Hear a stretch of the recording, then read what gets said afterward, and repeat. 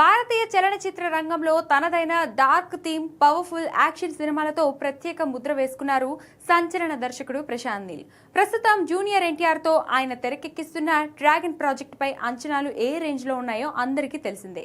అయితే తాజాగా ఈ సినిమాకు సంబంధించి ప్రశాంత్ నీల్ కీలక విషయాలను పంచుకున్నారు. ఈ నేపథ్యంలో నీల్ ఒక సంచలన నిర్ణయం తీసుకున్నట్లుగా తన ఫ్యూచర్ ప్రాజెక్ట్స్ జోనర్ మార్పుపై సంచలన వ్యాఖ్యలు చేశారు.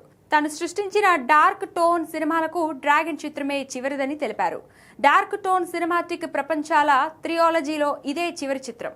నేను ఈ తరహా జోనర్లో సినిమా చేయడం కూడా ఇదే ఆఖరిసారి.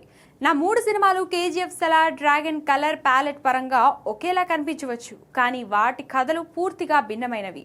ఈ త్రియాలజీ తర్వాత నేను మరిన్ని కలర్ఫుల్ సినిమాలు చేస్తాను అని ఆయన ప్రకటించారు.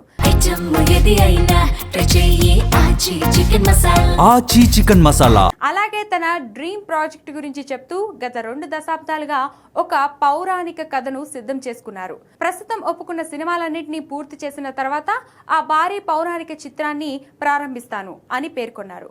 ఈ లెక్కన ప్రస్తుతం ప్రశాంత్ నీల్ లైనప్ లో dragon part 1, part 2, Salaar part 2, సౌరాంగ్య పర్వం, కేజీఎఫ్ చాప్టర్ 3 ఉన్నాయి. ఈ సినిమాల తర్వాత ఆయన మైథలాజికల్ ప్రాజెక్ట్ చేయనున్నారు.